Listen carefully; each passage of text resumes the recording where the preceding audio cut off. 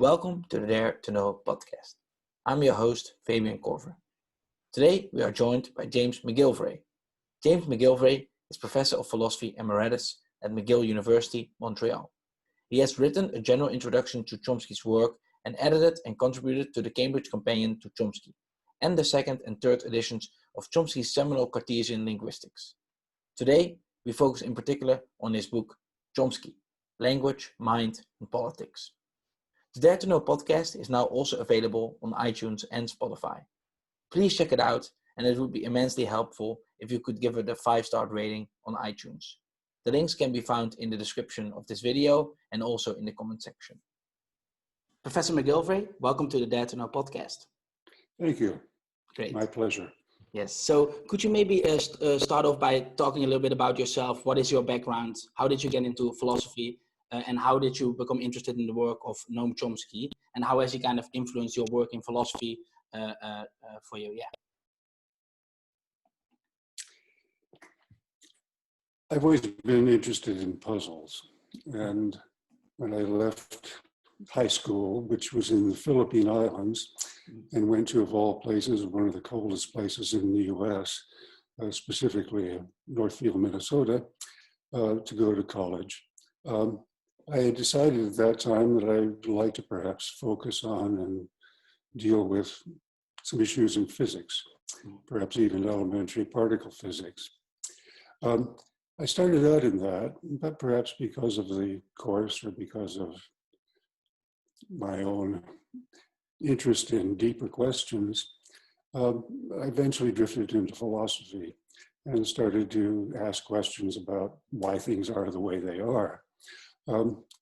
That led to engaging in the history of philosophy and also eventually in focusing on the problem of time, which is a puzzle, still is a puzzle to me, as I'm sure it is to a lot of other people. That interest eventually led to producing a dissertation in graduate school on time once again. And at graduate school, I began to focus on a lot of work done by a man by the name of Wilfrid Sellars. Now, Wilfrid Sellars had some interesting things to say about time and also about Kant and also about any number of things. And he also had some rather interesting things to say about language. Those interests in language eventually became the focus of my interest for many years. But it was a rather, how to put it, it was a rather, it wasn't a direct connection between my work on Sellars and my interest eventually in Chomsky. Mm-hmm. Rather, I began to teach in California for a few years and ended up at a conference in the University of California, Irvine, on the philosophy of language, which included people like Quine and Kripke and any number of others like that, and also included a person by the name of Haj Ross, who happened to be at MIT, and he has some fascinating things to say about language. I was much attracted to him and to his way of approaching language. He was what was called at the time a generative semanticist, which is not a highly favored view by Chomsky. He was a generative semanticist, and I wanted to work with him for a while at least at MIT. So I applied for a postdoctoral fellowship and went to MIT for a year, mostly to work on what I called pragmatics, which was at the time relatively new field and just beginning to develop and had a lot of interesting questions built into it. I did spend that year there, and that's where I first encountered Chomsky and first began to appreciate the kinds of ways in which he approached language and the kinds of puzzles he was trying to solve with his theory of language. So it was that particular kind of wayward route that led me to an interest in Chomsky and his own approach to language and constructing a science of language. And I have had, ever since that encounter with Chomsky for the first time, which was rather a humbling experience because I went to talk to him briefly in his office, and I was pretty convinced I could teach him some things. And of course, it always ended up he's teaching me any number of things. And I didn't really encounter him again until the 1990s when we began to correspond. And then I would spend a lot of time going down to attend his course, both in syntax and his course in basically what might be called philosophy of language.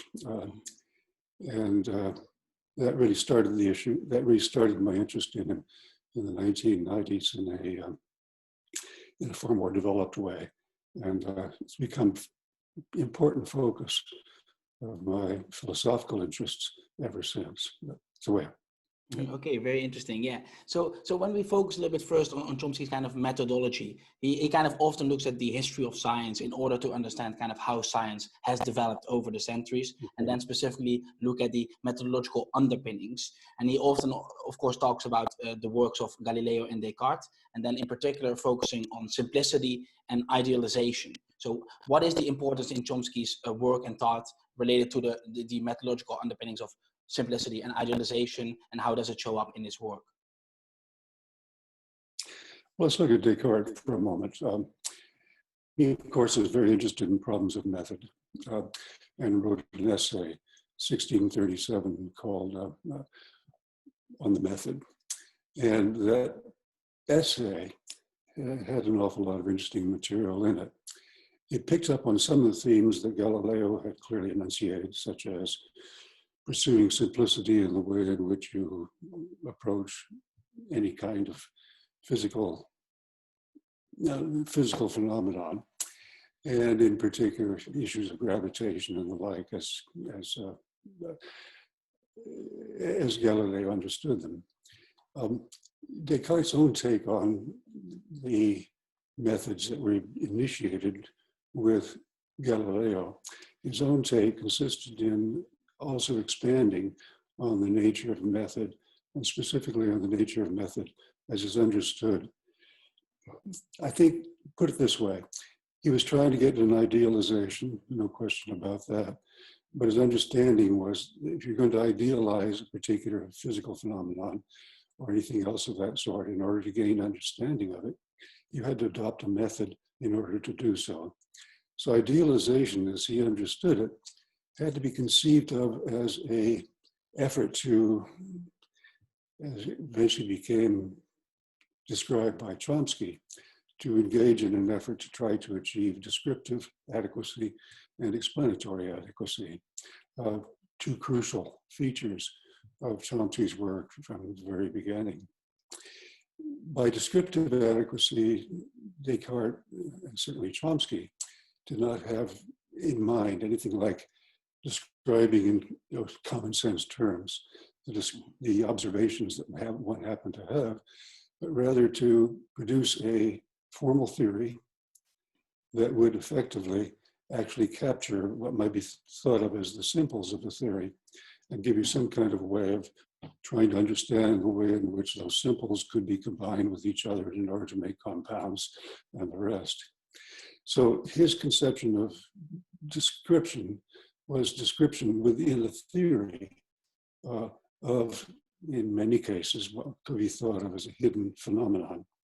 An example of that, of course, was to be found in what was called the mechanical philosophy, where nature was understood essentially as consisting of something like atoms, corpuscles, they sometimes got called, but they weren't themselves visible.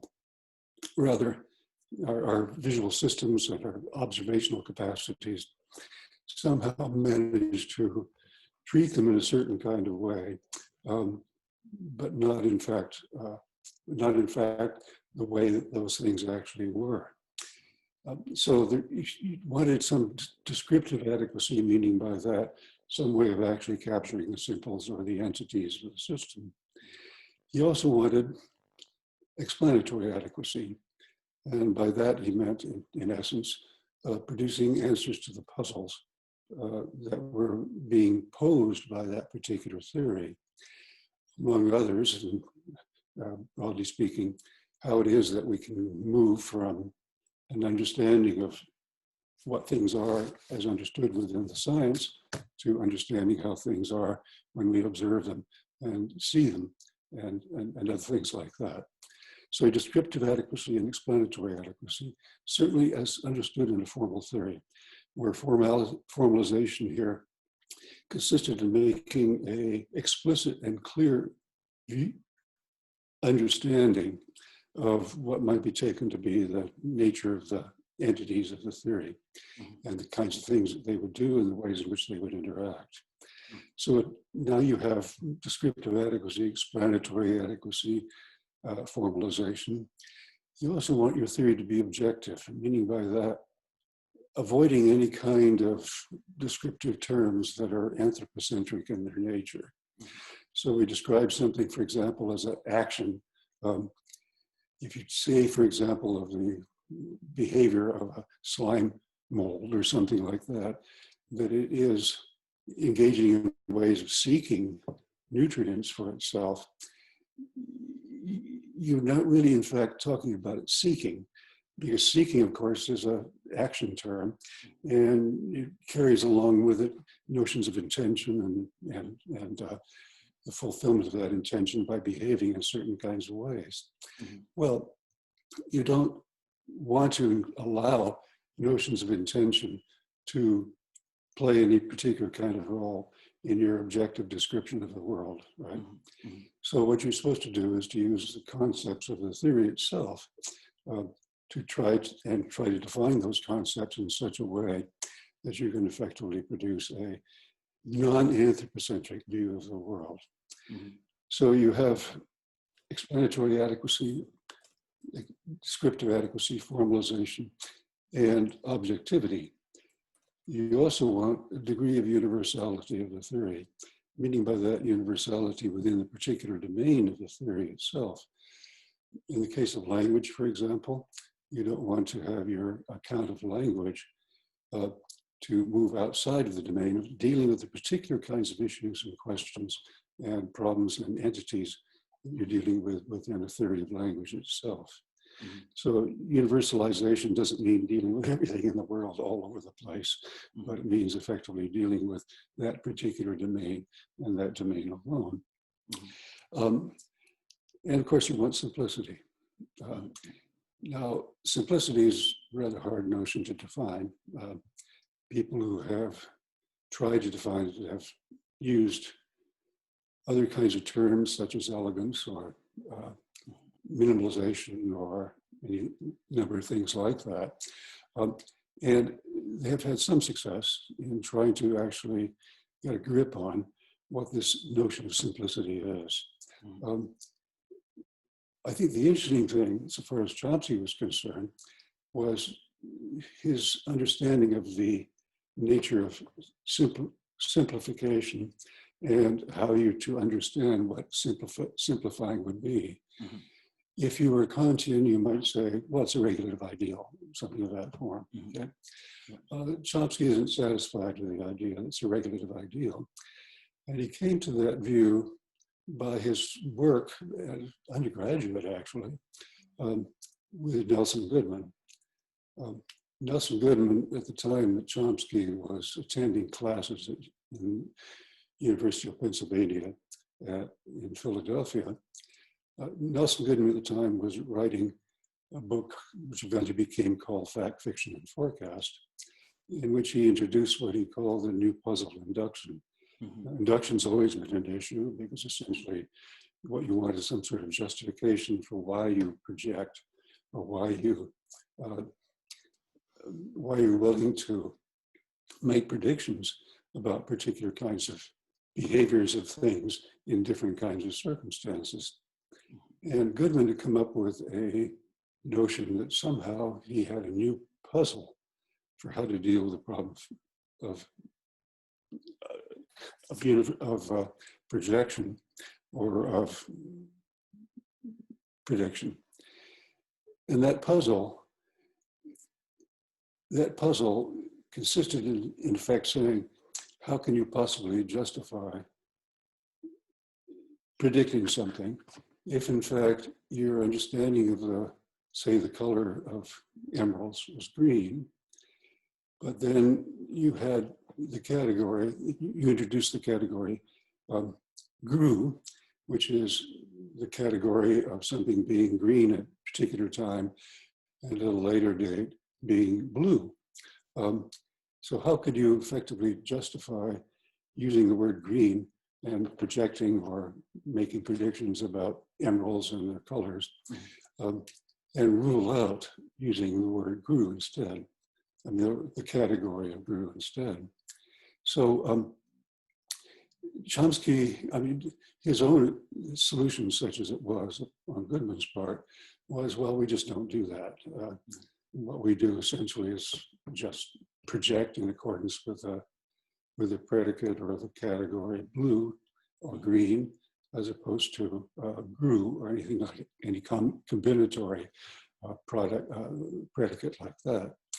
Now, Chomsky asked him, why do you think that you have any kind of solution in the idea of in the answer that you give, which is simply, this is the way we project, which is rather like Wittgenstein's idea, well, it's just the way we talk.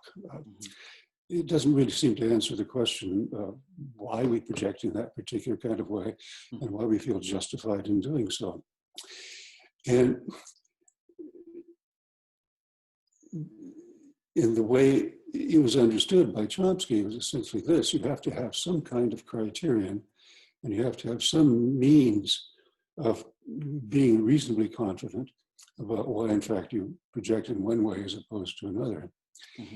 And the answer that Chomsky gave was essentially this, that what you're supposed to do, basically, is assume that the predicate green or the predicate blue, depending upon which one you happen to be dealing with, that predicate and that property, whatever it is somehow built into the human mind. In other words, has something to do with human nature and does not need, in fact, to be justified by some external, by some kind of external criterion. Or to put it another way, his view was that human nature was the answer to why, in fact, we make predictions in terms of the concept green or blue, as opposed to GRU. Well, Chomsky's answer to the question then to why, in fact, we pursue simplicity, which Goodman also thought was a necessary condition of any kind of science whatsoever. Chomsky's view of why, in fact, we want to construct a theory that was simplified, his answer to the question of to that was essentially the same kind of answer he gave to why we project using notions such as green or GRU as opposed to GRU. The answer is basically that's simply the way our minds work. If we are going to engage in science at all, in the way in which he described in what he called the science forming capacity, if we're going to do that at all in the science forming capacity, it's just because of the nature of our minds, or what Hume would have called animal instinct, that we in fact use notions of simplicity in order to actually construct, scientific theories. So the status of simplicity here in the construction of sciences can be traced to whatever it is in our minds, in our natures, that effectively demands that if we can produce any kind of scientific account of something, it has to simplify as much as possible. And that, of course, eventually led to Chomsky's pursuing what he called the minimalist project in his most recent work. Because minimalism here is what is essentially a form of simplification and simplicity. So he wants to get as simple an account of what the nature of language is, or what is distinctively linguistic, as he possibly can. More on that later, no doubt. So that's basically the view So whatever the method is, right? For Chomsky, at least, the method is somehow built into our minds when we're going to try to pursue a science. And I think that was certainly true in some respects for Descartes too. For Descartes, as for Chomsky, there's no somehow, shall we say, unmediated view of the world, such that effectively we can look at something or observe something and say, okay, that's really what it is. You have no such access. Essentially, all of our understandings of the world come through and are mediated through concepts. Of course, what Chomsky is, no doubt we'll be discussing at some point. For Chomsky, those concepts come in two different kinds of forms, one leading to what he called common sense understanding, and the other leading to what he called basically scientific understanding of the world. Yeah, great. So yeah, let's jump simplification. Yeah, let's jump into that question exactly. Like, this is a crucial distinction that Chomsky makes, indeed, like understanding the world through common sense concepts and understanding the world through scientific concepts or concepts of natural science. So in other words, a distinction between a common sense worldview and a scientific worldview. So maybe can you indeed lay out the crucial distinction that we're making here? And also, because you mentioned you did some work on Sellers, he also, of course, talks about the manifest image of the world and the scientific image. So maybe you can also say if that resembles Chomsky's distinction in a similar sense, or maybe in a different sense, because it's also a very popular way that philosophers kind of split up these worlds. The distinction, in important respects, really goes back to Descartes again, and to the puzzle that Descartes was faced with, which is, in essence, this. My science, call it mechanical philosophy. My science tells me that the world has one kind of nature, consisting of basically the principles of a contact mechanics. And that's just not the way, in fact, we see the world. We see the world in terms of what you call common sense or bon sens, which is usually translated as common sense, where common sense is basically devoted to dealing with what he called practical affairs.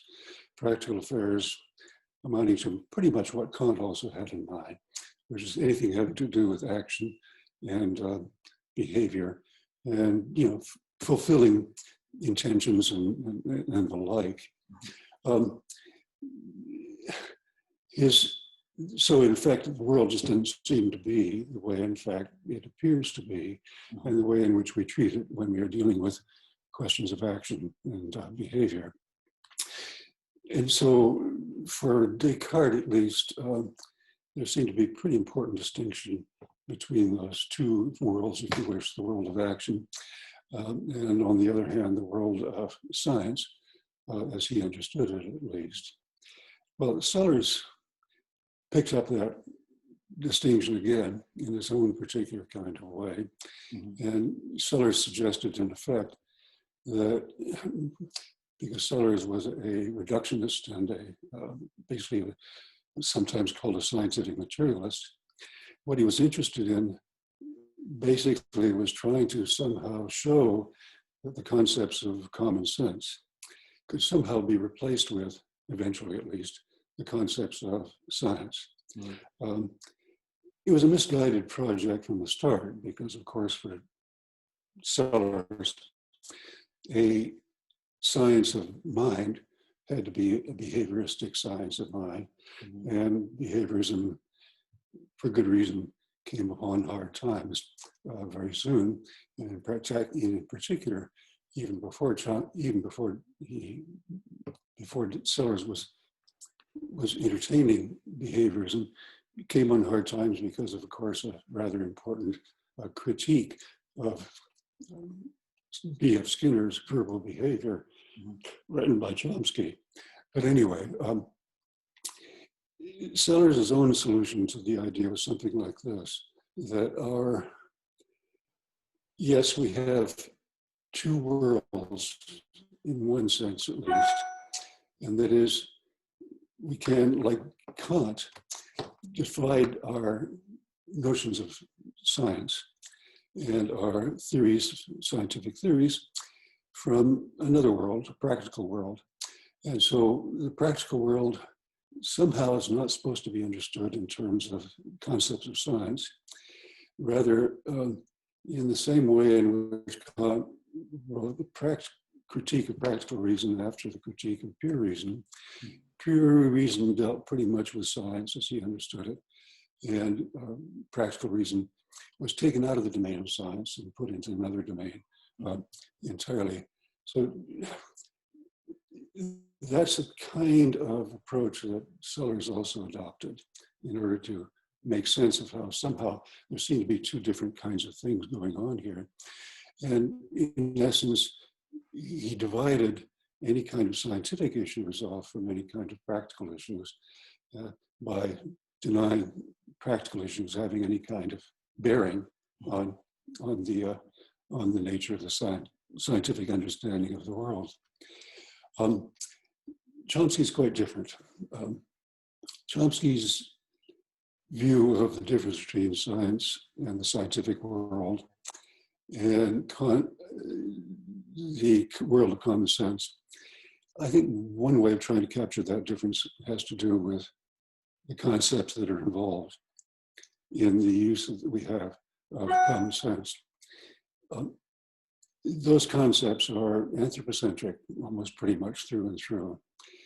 You describe even, for example, artifacts such as bombs destroying a ship.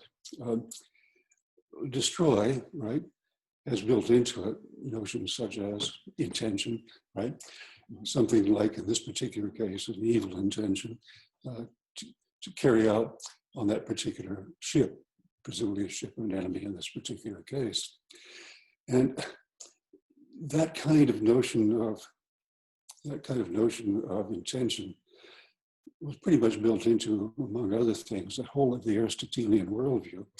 And one of the aims of science ever since, certainly since Descartes, has been to try to get rid of that notion of intention and having any kind of playing any kind of role in the concepts of science. So one feature of the concepts of common sense is they do have, and they're pretty much tied in with human interest and human desire and human intention. Even in the case, for example, of natural object descriptors, how do we understand water, right? Well, water is something that's wet. Okay. It's likely to be able, it can slake our thirst, because it can make us less thirsty. It is something that appears to be blue and green in some circumstances, and in other circumstances it appears to be clear. It's something that is to be found in oceans and lakes and so on and so forth. All these kinds of ways of trying to understand what water is are tied in with our sensory capacities, issues such as source, issues such as how are you going to be able to use this stuff, slaking thirst, washing, stuff like that. The scientific concept of water, assuming there's a single one, which there isn't, there's several, I call it H2O, right? H2O doesn't slake thirst. H2O isn't necessarily the kind of thing that you're going to be able to assign a particular kind of color to. H2O, whatever that is a scientific concept and has been shorn of all these other kinds of features that we assign to water in our everyday understanding of the term, right? There's also an interesting argument that Chomsky presents, which is, I think, telling, and that is that we also understand water as something that can be turned into tea. How do you do that? Basically, is maybe you don't even have to heat it. You can simply put it in the sun if you wish, or whatever. Put a tea bag into the water, and all of a sudden it's transformed into a different substance, into tea, right? Then Chomsky carries further this particular type of way of thinking of tea and water by suggesting, well, maybe in fact it turns out tea is a good water filter. And so a city adopts tea bags or tea in a much more focused way, in a much more concentrated kind of way, as a filter for water in order to purify water in some way or another. Well, assume that were the case in a particular city. What would be coming out of the tap when you turn on the tap? Well, it's not tea, it's water, okay? We see the source of this stuff, whatever it is, as playing an important role in our understanding of what water is. Nothing like the notion of source or transformation plays any particular role or any role at all in the notion of a natural object such as H2O. Mm-hmm. So you see, there's a big difference between the two concepts. Specifically, the scientific concept of H2O has, no doubt because of the methods that are used in the sciences, including among other things, simplification and also objectivity. You want to make sure that objectivity ensures that whatever your natural objects are, as understood within the science, they don't have all these common sense notions built into them. Mm-hmm. Another feature of common sense concepts is they're extraordinarily rich. I said all kinds of things about what our ordinary concept of water amounts to, and I could continue the list along making a much longer list. The scientific descriptor of water, H2O, is much simpler. And is more important than that, it's definable. It's definable, and the whole point of the theory, descriptive adequacy, explanatory adequacy, is to make sure the description you have of it is something that actually answers questions within, among the other things, chemistry and the other related sciences that deal with the substance called H2O. Mm-hmm. Whereas water is understood within the common sense domain, is rich. The notion as it's understood within the sciences is austere, mm-hmm. and among other things is definable in the way in which the notion as it appears in the common sense is not definable in any easy kind of way. Yeah. Also, it's in the case of the concept of H2O, within the particular domain in which it happens to be understood within a science, that science defines what the domain is, mm-hmm. and essentially says this is what the universal discourse is for this particular understanding of water, H2O. Whereas for the common sense concept, it seems almost to be domain general. Mm-hmm. We use the notion of water in all kinds of circumstances, and we don't have it focused upon a particular kind of highly focused domain. So it's we use it in ways that are really they go well beyond any kind of particular focused use within a particular kind of scientific domain. I see. So those are important, I think, differences between the two sets of concepts. And so you can describe, I think, the common sense world as one that effectively is that kind of world in which those concepts of common sense play a role. And it's not bad to understand it in something like, again, Descartes' way, or it's not Kant's way particularly, but Descartes' way, that is meant for dealing with practical affairs. Trying to figure out whether another person's trying to cheat you, what to vote for, all those kinds of issues. Is this substance that I'm going to try to eat now, is it going to poison me? Could it upset my stomach? Yeah. All those kinds of issues are important issues for common sense and are getting around in the world, right? Yeah, exactly. Whereas it's not the case with science. Mm-hmm. Yeah. That's very interesting. And I think Chomsky, indeed, when he looks at the history of physics, he notices indeed that we had to do away with many common sense notions that were kind of standing in the way of developing these scientific theories. And I think it's also one of his worries that this is also potentially happening in, for example, the science of mind or the philosophy of mind, where we are holding on to these kind of common sense concepts that are potentially standing in the way for scientific progress. Do you see that worry as well? And what is his worry exactly related to having these common sense concepts specifically focused in the area of philosophy of mind? Among other things, Chomsky, of course, for obvious reasons, wants to make a theory of mind not devoted to, as to a certain extent, Fodor and a lot of others have, to the explanation of behavior. You don't want to explain behavior. You don't want to make sense of how it is that people make decisions and all the rest of it. If there's to be a science of mind, you better focus upon a particular, let's call it a module, a particular piece of the mind, where piecing of the mind here appears in terms of the kinds of focused operations that particular parts of the mind carry out. So the language faculty, for example, the language faculty is used in all kinds of ways by human beings, no question about that. But then you want to understand what it is the language faculty is. And what you have to do in order to do that is, of course, minimize focus and all the rest of it, and get down to an understanding of the particular kinds of computations that are performed by the language faculty alone.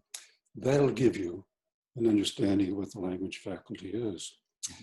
In a scientific way, without involving it in all the kinds of issues that are and arise when you speak of and deal with how humans use the language faculty and the various resources it provides the rest of the mind. So it's an issue of trying to make sure that your concepts, again, in understanding the mind, focus entirely upon what he thought of as internal issues. That is how the operations in fact are performed. So his understanding of the mind is essentially internalist and doesn't deal with how things get externalized in behaviors, if in fact that shouldn't be an issue at all. You're not going to get anything useful out of that particular kind of route to understanding what language is. Very, very interesting. And when we move on, kind of Chomsky argues that there is no serious naturalistic theory or theories of mind-world relationships. So in your book, you also explain that there is no need for such theory, in large because the mind largely makes the world. So then we have to kind of figure out what does this amount to, making the world.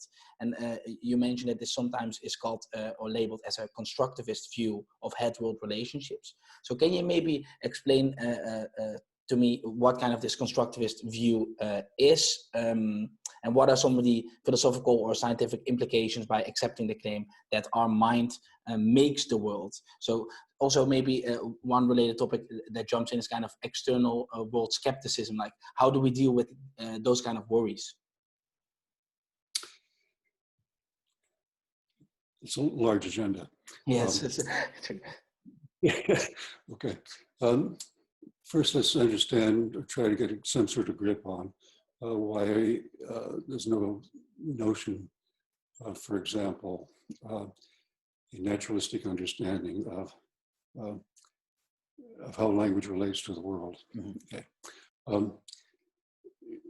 The concept that's most relevant here is that of a reference. Okay. And it's taken to be a semantic notion. And the notion of semantics is typically understood in a way that was initiated by Charles Sanders Peirce back in the 19th century, but was basically solidified and I think pretty much still to be understood in the way Charles Morris did back in the 1930s. And Morris said that there are three ways of trying to understand language. And one is syntax, another is semantics, and the other is pragmatics. Now, Syntax was taken to be, or to be understood as relationships between signs. And even there, Chomsky's worried, because if you talk about things such as signs, you always ask the question of signs of what, right? And that gets you immediately into semantic questions. And well, I'll leave that alone for the moment.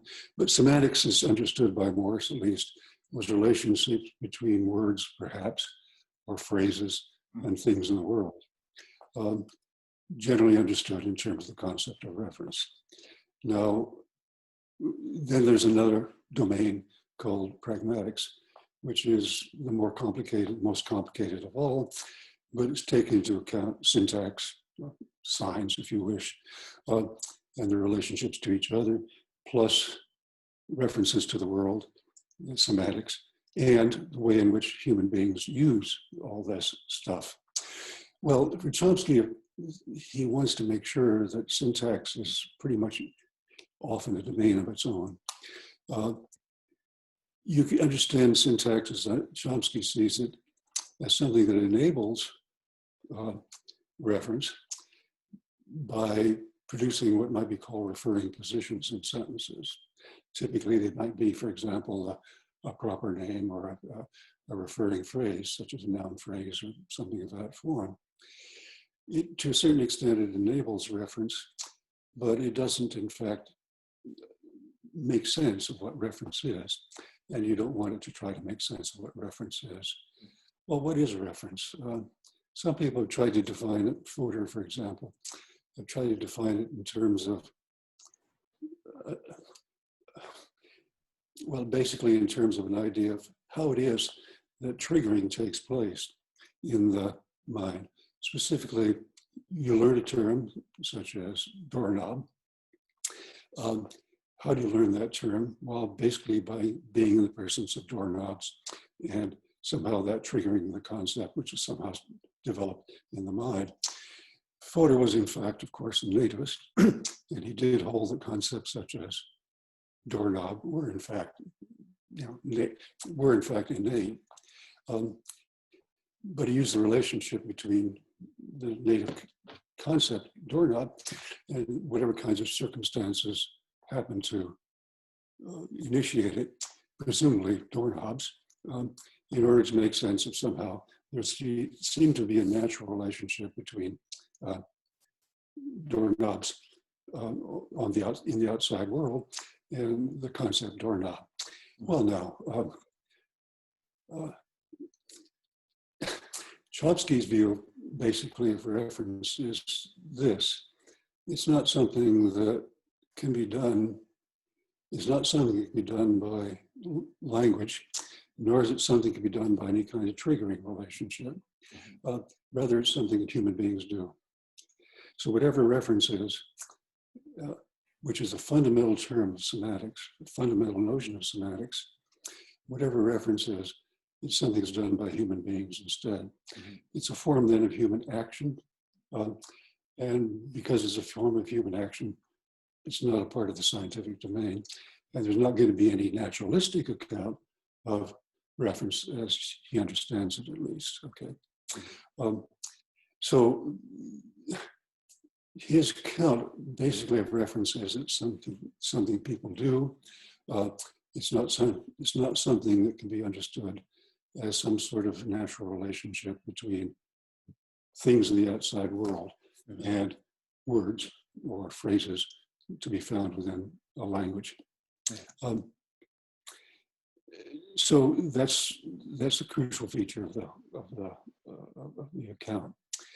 Now, what follows from that? Well, various kinds of things. Specifically, anything you want to focus on in particular before I go on? No, I think this is a very good setup so far, and then indeed now how the mind makes the world, kind of this constructivist label, how we should understand that in relation maybe to rejecting reference. Right. Well, put it this way.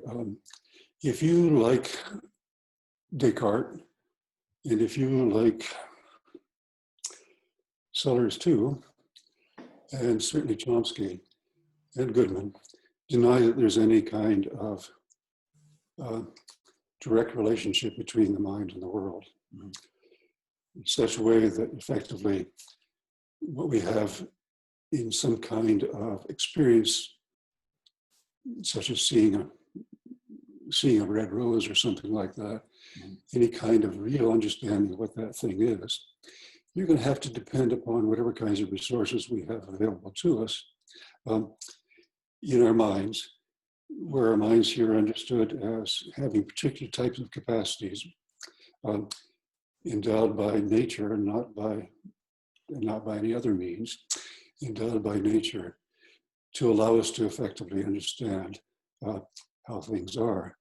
Well, now, if the two ways in which we can understand things can be divided into, broadly speaking, common sense understanding on the one side and scientific understanding on the other,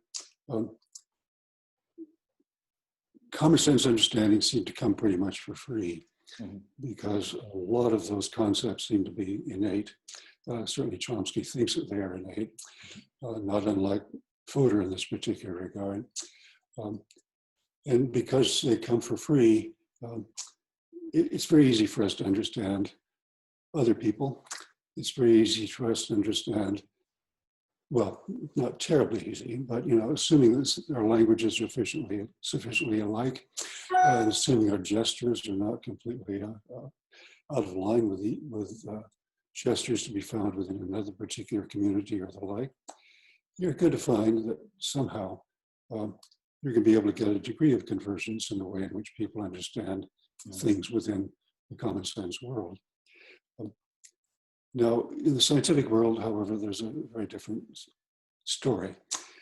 The access that anyone has to a particular scientific domain is going to depend upon knowledge of that particular domain. And that's going to have to depend upon knowing something about the theory, and not just something, but knowing pretty well what the nature of the theory is and how, in fact, to apply it in particular cases.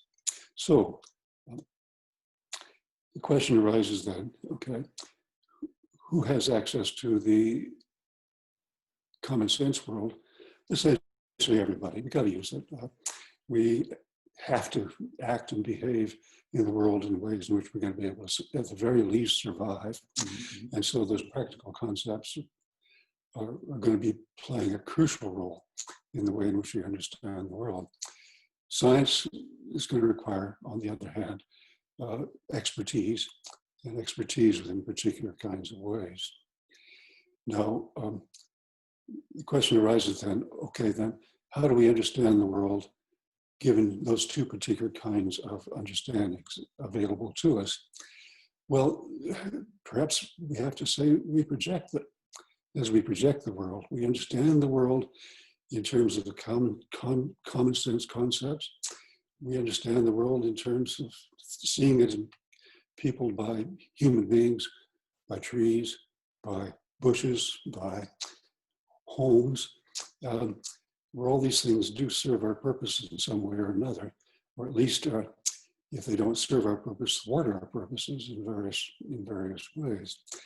The scientific, however, understanding gives us a concept, or gives us an understanding of a rather restricted domain, the domain of the science, and helps us to understand what's going on in that particular kind of domain. So we essentially project these worlds. And it's a way of understanding it, which I think is not pretty useful, at least. And it goes back to, I did a lot of work on color once upon a time. And there's a lot of issues been raised by people about whether or not things really are color. So is that particular Volvo blue, or is it not? Right? Or put it another way, does the surface of the Volvo actually have the property of being blue? And there are issues with trying to, in fact, say that it does have a particular property of blue, because, in fact, you can get your visual systems to yield that particular kind of visual phenomenon, blue, and being blue on a surface, You can get your visual system to do that by tricking it in various kinds of ways, by feeding your 3 different receptor systems for color to different degrees, different wavelengths and different concentrations of wavelength of light going in. So basically that blue could be produced, at least in principle, by a very large number of different kinds of visual inputs. So the question is, okay, where's the blue? And the answer seems to be, well, apparently it's in your head, right? There's some way or another, you see that surface as blue. In fact, you even see it as a surface, and you see it as a Volvo, by virtue of the fact that your mind, in some sense, projects the blue onto that particular surface of that vehicle. So, projectionism here is something that has some degree of warrant, at least, in theories of vision. And you try to make sense of what, in fact, it is to see. Perhaps, in fact, you are constructing the world when you see things. And there are other kinds of data that can be adduced here, too, to make sense of that particular kind of approach. And it fits, of course, with Chomsky's internalist view of what our visual systems would do. And it fits very nicely, too, with David Marr's account, computational account of how, in fact, we are to understand visual systems, surfaces, shading, all those other features of surfaces and things in the world that we understand vision giving us, even though, of course, the visual system is in some sense creating that surface and creating that color and making us see the world in that particular kind of way. The point can be made with contrasting our visual systems with pentachromatic systems such as those that are available to pigeons, or to other systems such as bee systems, which are much more sensitive in the ultraviolet region than our visual systems are. They see things in different ways. And so it's not surprising that somehow what we see the world as is in some important sense a projection of our minds, right? Yes. And then the last topic I was thinking about was kind of the issue of the external world. So I know that Chomsky sometimes says that he's indeed a naive realist, that yes, he does believe there's this external world, but how far we can get kind of to the truth related to the external world, that's up for grabs, so to speak. So how would you kind of think about this issue of kind of external world skepticism when we kind of talk about us making the world? Do you think it's an issue, or you think it's not necessarily something we have to worry about? There are people who are realists who insist upon being realists. I think that somehow you can't possibly not be a realist. I think it's a matter of faith and not a matter of somehow not a matter of somehow being able to prove or show or indicate that particular kind of philosophical domain is correct, right? The more you pay attention to the extent to which the mind plays a crucial role in how things are understood, seen, and the rest, the more you pay attention to that, the more fragile our realism, I think, becomes, because once you give up on the concept of the given, right? Once you give up the concept that somehow we can directly understand what the world is and how it is, which you pretty much have to do, because you know everything is going to be mediated by concepts and by thoughts, and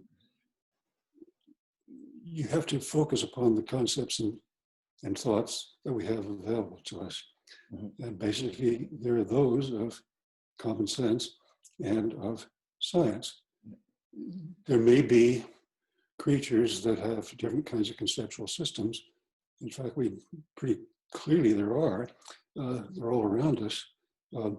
even in our pets, in various kinds of animals that we find around us, where we know that they in fact have different kinds of ways of understanding and thinking about the world.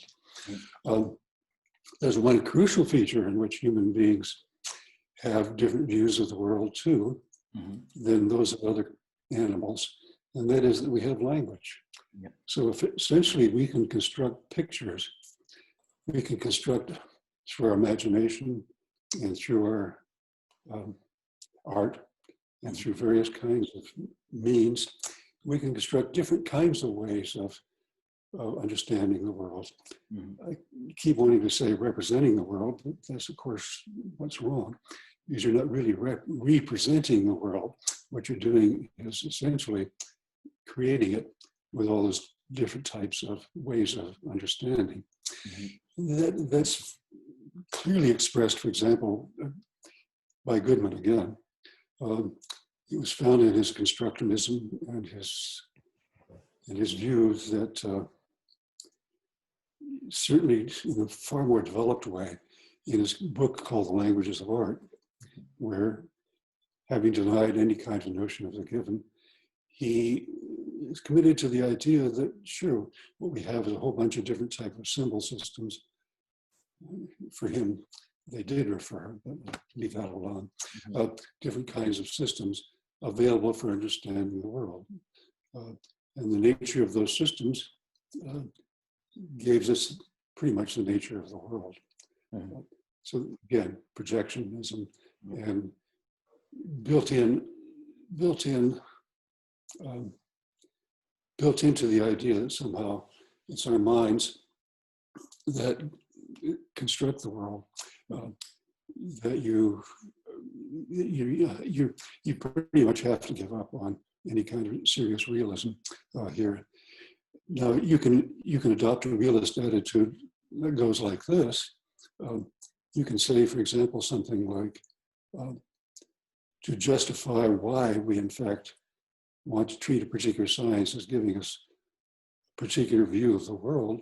In order to justify that, you can say, well, our descriptors and our understandings of a science, of a world or of part of a world, say the domain of physics, elementary particle physics, that particular understanding, to the extent that we think of it as true and we understand it as being true, then that's the way it is. So you can say something like this, that given a particular scientific theory, if there's a degree of agreement among the scientists at that particular time that theory is correct, sure, we can say it's true, and that's the way the world is, and specifically the world of that particular understanding of science. So, you know, take quantum dynamics and quantum mechanics, and you expand it perhaps by introducing quantum field theory or something like that. And you can say, hey, look, what we got here is a very nice way of understanding not just quanta, but you have a nice way of understanding large size objects in terms of quantum fields. Well, is that still going to give you an idea of what a tree is or a color or anything like that? No, but it will give you some kind of idea of how to understand molar things in terms of small things. So it's you can do that, and you can also say that there's truth with regard to the common sense domain. Is the Volvo green so far as green or blue or whatever we wish to say? Sure, get several people to look at it and say, as long as none of them are colorblind, yeah, that's green, yeah, that's blue, nothing of that sort. So it's truth in that sense of agreement, or call it agreement, is truth in that sense with regard to both the scientific domain and the various and the common sense domain. So you can have true without having realism. Essentially what you have to do is substitute for it something like agreement or plausibility or whatever. I see. That's very interesting. Yeah.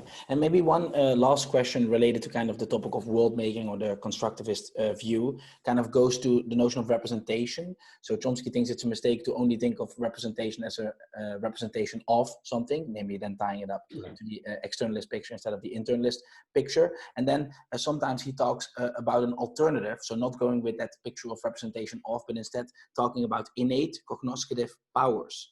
And it's never entirely clear to me what exactly this alternative is. I mean, he refers to it and then says that this is kind of a 17th century picture that was developed, but it's not entirely sure like how this completely provides an alternative to people talking about representation and then using it as a representation of. So it would be very helpful if you could elaborate on what it is that's kind of behind this. Right. At about the same time that Descartes was working, a little bit later, a guy by the name of Ralph Cudworth wrote an essay. He was a cleric, but he had some very interesting philosophical views. And he wrote a book called, I think it was a discourse on eternal and immutable morality. And his aim in there was to try to show that almost all our concepts are innate. He wanted to show it in such a way that he suggested that something within our minds somehow created these concepts on occasions, and these concepts are produced by, we could call occasions something like triggering situations in which, undergoing a particular type of experience essentially makes you form a particular type of concept. Well, his aim, of course, was to try to show that morality, as he understood it, specifically a Christian notion of morality, was the notion of morality that somehow is innate within us, and we somehow have to respect that fact, and we can't modify it, and we can't change it in any way. But in order to get to that particular kind of claim, which he didn't defend very well, he showed, and I think in rather interesting, convincing ways, that a whole bunch of other concepts had to be conceived of as innate. And the means by which, in fact, he did this was by appeal to what he called innate cognoscitive power, which essentially assembled concepts on occasions to create these things which somehow are built into us. Well, Chomsky thinks that somehow we have something very much like what Cudworth thought of, but now we can understand it, perhaps at least, not now, but eventually, in terms of something like a triggering relationship or a triggering occasion, which will allow for the development of a particular concept in the human mind. That concept isn't necessarily going to be linked to something like language. That takes an additional step. What you're going to have to do is take your concept and somehow associate it, because it's innate. You assume that other people share it to a certain extent, at least. You can essentially try to associate it with particular sounds and end up with these things called words, which might be thought of as joins of words and concepts. Well, but in any case, the concepts are built into us in an important kind of way. Well, the concepts that we have available to us are those that we have to use, okay? There's also some other concepts that we can construct, and these are the concepts of the sciences. Basically, science is something we make, and the concepts in those sciences as we define them are essentially inventions of us. Right? And so there's a big difference between common sense concepts and which are essentially innate, and those to be found within the sciences, which are basically created, which shows you why, in fact, you have to have methods in order to produce them in ways that effectively can be agreed upon with other people. By the way, I should emphasize that throughout all this story I'm telling about the sciences, obviously evidence plays a crucial role in the production and development of a science. We're not talking about, simply constructing something out of your head and saying, this is a beautiful science. I hereby endorse it. That just doesn't work that way. And even for example, in his story that he told about he told about why, in fact, the human mind has to be different from the human body. Descartes also appealed to evidence. That evidence consisted in what Chomsky calls the creative aspect of language use. I mean, Descartes attributed it to reason as opposed to some particular kind of feature about the human mind itself. But reason could be understood, I guess, as whatever it is, the output of language plus all the other systems in the world, all the other systems in the head, what they produce in the case of human beings. But I think we should abandon the notion of reason as Descartes understood it, at least. And we have a much more sophisticated view of the mind than he did at the time. But the evidence was there. Essentially, you can't deal with creativity. You can't make sense of the notion of a word or a concept, a sentence being correct or true or plausible or applying to something apart from some kind of evidence, at least, that is the case. And Descartes' view of why the mind is different from the body is this. The mind is essentially creative. Right? It can produce any number of sentences, ways of understanding the world, all within the common sense domain still. It can essentially no stimulus seems to be involved in the production of that thing, of those sentences. And yet, nevertheless, they turn out quite often to be appropriate to the circumstances in which they are produced. Well, so you have here evidence in the fact, the way in which human beings understand, in the way in which they use language, not, it doesn't say what language is, how we use language. There's evidence the way in which we use language, that the mind must be different from the world as he understood in the contact mechanics. The mind is understood within contact mechanics. He understood it, at least, in terms of something like a neurophysiological system, where that neurophysiological system, something like a system of plumbing, where there are various gates, and which you can think of, for example, as thresholds within particular axons, within particular cells, thresholds that after a particular amount of pressure is applied, allow a particular signal to go through down another axon and all the rest of it. So that for him, the system of the mind, as understood within contact mechanics, just simply couldn't do that. Simply couldn't produce creative human language use.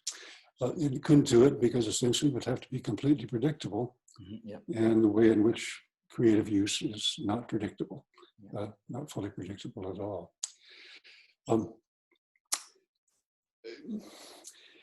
So what you have here, once again, is a view of how the mind works that, again, simply depends essentially upon studies of the mind itself, and not of its any relationship to the world or anything else of that sort. In one of the interviews that you have with Chomsky, Chomsky actually states that it was a tactical mistake to even bring up the issue of the poverty of the stimulus. And then I quote him stating, "The reason is that it makes it look as if it's only about language, but it's a universal property of." Right. The fact that we have arms and legs is a poverty of stimulus property. Nutrition didn't determine them. So any aspect of growth, physical, cognitive, whatever, is going to have a poverty of the stimulus issues. So that's very interesting because people still use this argument, or at least as far as I read it, specifically related to language. But here he's actually saying that it's in some sense a tactical mistake. So what is it? What is the relevance of the poverty of the stimulus argument for language? Or is it indeed something that we shouldn't use as an argument for a Chomskyan program? I think in part it has to do with the fact that by speaking of poverty of stimulus in the way in which he did,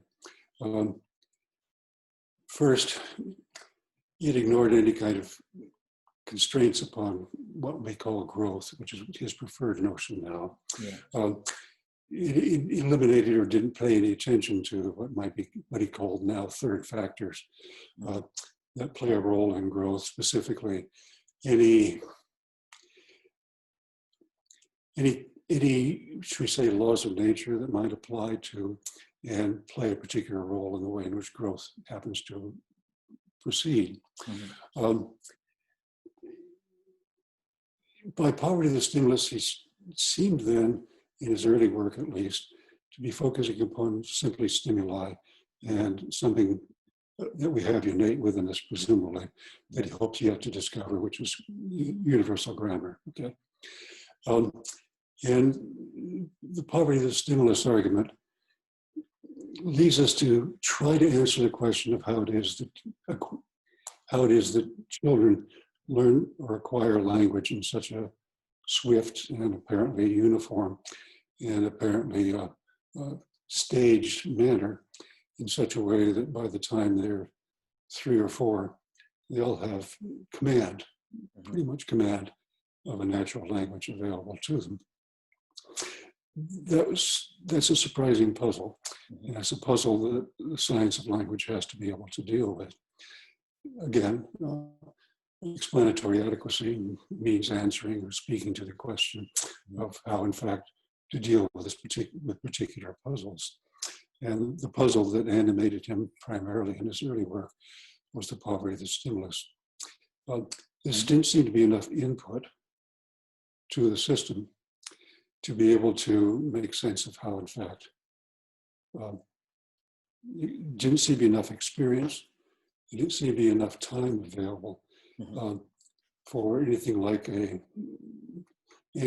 a sampling procedure or anything of that sort to proceed over whatever type of input is available to a child at a particular age to make sense of how they can end up with what ends up with pretty much a uniform capacity built into all human beings to acquire language. Well, again, I repeat, that didn't pay attention to the notion of the third factor considerations, which do play a role in language acquisition, just as they play a role in any other type of area. And so part of the reason he wants to say he wants to give up on, or how to put it, why he thought it was a mistake to focus on poverty of the stimulus was basically that it didn't deal with growth. Yeah. And he really wanted to make sense of language development as a matter of growth, pretty much an automatic procedure.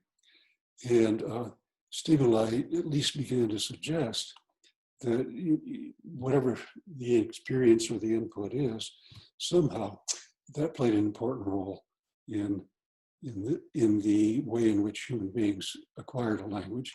And he wanted to downplay that particular role. For important reasons, basically, it introduced distractions. Yeah. That's very interesting. And I mean, you already referred a few times now to the third factor. So indeed, Chomsky identifies 3 separate factors that can jointly explain the language faculty in the human brain. So first of all, the genetic endowment, the universal grammar. Secondly, experience, the stimuli available to language learners. And then the third factors, principles not specific to language faculty. And you already talked about it a little bit, but so maybe can you elaborate or specify what kind of principles are we talking about And how should we think about it exactly? In the third factor in particular, or all the way through? Yeah, exactly. Well, in particular, yeah. Right. Universal grammar has to be innate, according to him, obviously. Mm-hmm. It has to be somehow built into us in some important kind of way. The way in which it, however, operates within the human mind, in order to develop a particular kind of language, the way in which it operates has to surely respect whatever kinds of biological and other types of scientific plausible laws are involved in the concept of growth. Mm-hmm. That's typically now understood in terms of the concepts of evo-devo. Mm-hmm. Now, the idea, intuitively speaking, is that the genome develops over time and helps control the way in which development takes place, and also in which the timing of that particular development takes place. So in order to deal with growth, you're going to have to deal with basic concepts of growth, mm-hmm. and as they're now to be understood within the evo-devo, mm-hmm. evolution development framework. That emphasizes that whatever these things are, right, they're going to have control over the development of language. And these principles are the principles of developmental science. Mm-hmm. Some of them, particularly if you wanted to take into account, for example, some of the work, for example, of Turing, mm-hmm. not in his work on computers and artificial intelligence, or developing a theory of computation, but in the views that he developed in what he called morphogenesis, mm-hmm. where he seemed to think that morphogenesis is a highly controlled developmental procedure, which respects any number of mathematical laws of development. And so why is it important to somehow emphasize this particular part? Well, because growth surely must involve an awful lot more than simply stimuli and some kind of genetic coding, which says that, any kind of language must respect a certain kind of form, where is currently understood, that form is, at least understood by Chomsky, that form is carrying out computations in accordance with a particular type of recursive system, which Chomsky calls merge. That merge alone plus experience won't yield a theory of growth by any means. To get a theory of growth and the growth of language, you'd have to take into account all those factors that play roles in morphogenesis, according to Turing, all those roles that play a role in development and timing, as understood within the evo-devo framework.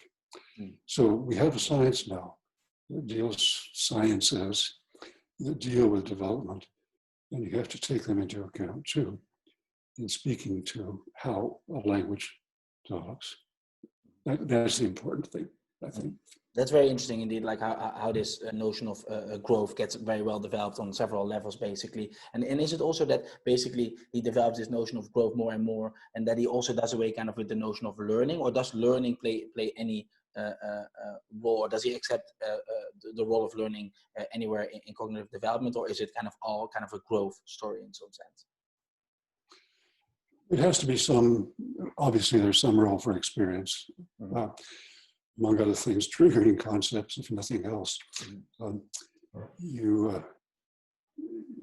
also producing language at all, in one sense, because you lock a child away in a closet and perhaps give them food, but don't allow for any kind of linguistic input, they're not going to develop a language at all. They might develop something like a communication system, but it will be, it just simply won't have anything like merge and the degree of creativity that merge provides to language users available to them. So there are important things that you can say about, experience plays a role. And it must play a role too, obviously, in the ways in which we associate particular concepts, which can be taken to be innate, and particular sounds in what we think of as learning words, right? The concepts may be innate, or at least have some sort of capacity for being, as Descartes would put it, occasioned, or Cudworth occasioned, and is now said triggered in order to produce particular types of concepts. Well, then you have to associate words with sounds if you're going to engage in any kind of communication. So sure, there's going to have to be experience involved in that. And it probably is plausibly described, at least in some ways, as sampling statistically from experience, from input of various sorts. Some words are a lot harder to learn, as has been pointed out by several linguists. Among others, for example, something like believe. Belief, the concept of belief, right, is not something that's just obviously apparent in behavior, and the kind of behavior in which might be observed by human beings. So you might have the concept available, but you don't have it associated with sounds, so you can't communicate with it yet. Well, children manage pretty quickly, but still, it does involve a degree of development and degree of growth and obvious contributions from experience. So, not everything concerning language, of course, is innate. That's obviously false. But a lot of it is experiential. Certainly, for example, the way in which, what kind of accent you produce, what kind of accent you have, it depends largely upon what children you play with when you're young. It depends a lot on those kinds of factors, at least. And so somehow experience does at the very least mold the ways in which we speak and the ways in which we express ourselves. Very interesting. And shifting kind of to the topic of evolution. So in your book, you discuss an interesting dogma, or you label it as a dogma concerning evolution. And I quote you, Skinner, the behaviorist, was right. The popular view of evolution as adapting an organism to an environment is very much like a drawn out version of behaviorism. According to that view, what is inside organisms, including its mental structures and processes, is a result of the environments in which an organism exists. But this view of adaptation, and thus the popular view, and Skinner, are wrong. So can you maybe elaborate on this paragraph? So how does Chomsky's approach to evolution differ from kind of the dogma that you're discussing concerning evolution? Behaviorism is typically, not always, but typically associated with the concept of a blank mind. The idea basically is that we learn pretty much everything that we have available in our heads. Now, behaviorism consists essentially of somehow simple input of experience, the production of some type of behavior as a result of that, and either reinforcement or inhibition of behavior on the part of the experimenter, or basically on the part of the environment or anything around. So learning proceeds by essentially reinforcing what might be taken to be correct connections between inputs and particular behavioral outputs, and that's how it works. Well, something like the stimulus and reward system is found in typically in understandings of evolution too, right? So why is it that a particular organism develops a particular type of coloring, for example? Let's say, for example, why a moth is colored in the way in which it is. Well, the answer is basically because it's rewarded by greater capacity to be able to survive and reproduce in environments in which it is to be found. Those are simple pictures, right? But they ignore some important things. Specifically, they ignore the fact that organisms don't come unstructured. They come heavily structured right from the start. And what you find in the case of an organism is to a very large extent the result of growth, and growth in the way in which it's understood in evo-devo. And this includes cognitive systems. You already have all this stuff packed into your organism to begin with. Organisms obviously differ in their growth, in the way in which they proceed, in which they develop. And those make important differences in what kinds of capacities they have, what they're able to do, and all the rest of it. And that's pretty much ignored in the should we say, the naive conception of evolution. You simply assume that there's some trait or some feature that can be reinforced or squashed by the experience of the organism within a particular type of organism, within a particular type of environment. So there do seem to be, should we say, important things left out of the story that has to be told here. Right. And one issue related to evolution that, for example, Pinker talks about related to communication. There, Chomsky again has a different picture. Could you maybe elaborate on that as well? A lot of people, Pinker and Bloom, for example, like to think of, and any number of others, who like to think of language as something that evolved. On the standard view of evolution, you have to be able to explain how it is that human beings develop this capacity that we seem to have of being able to produce an endless number of sentences, of being able to, at least in principle, time being, of course, a constraining factor, and things like that, be able to produce any number of sentences with a rather strictly defined set of structures that are available to them. Because they have a strictly defined set of structures that are available to them, and because the units that are being combined, concepts, if you wish, or words, if you like, are pretty much individually specifiable. What you end up with is what may be called a discrete infinity of potential sentences that human beings can produce. Well, how do you get that potential capacity?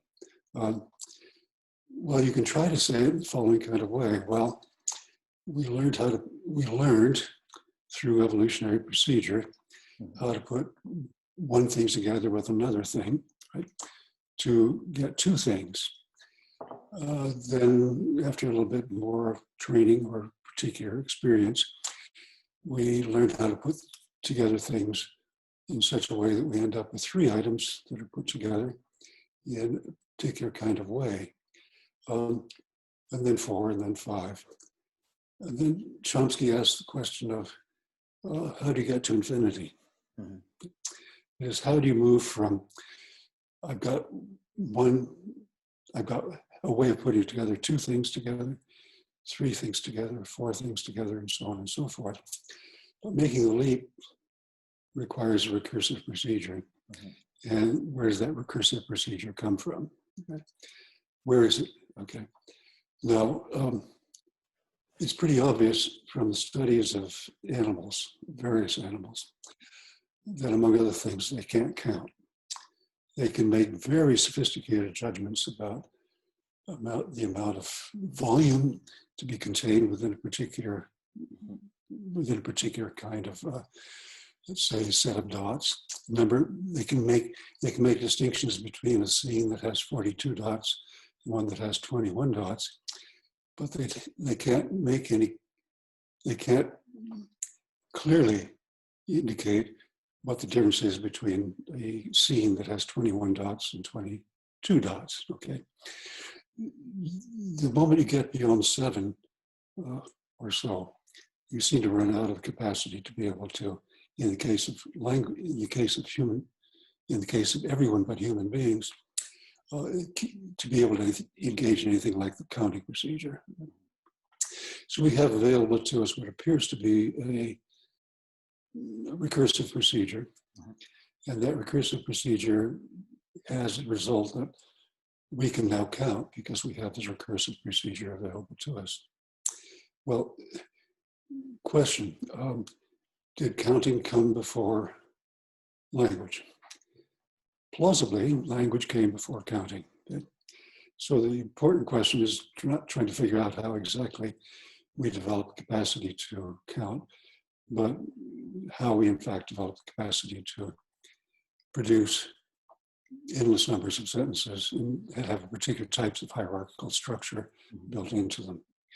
And you can explain both things if what you assume is that language gives you what he called merge, where merge is the capacity to be able to concatenate two objects and add to them 3, 4, 5. So you can make a sentence consisting of 5 sentences. You can construct a sentence, at least in principle, of 1,000 words, right? You can do all that. And that particular sentence that you construct is different from any other sentence of 1,000 words.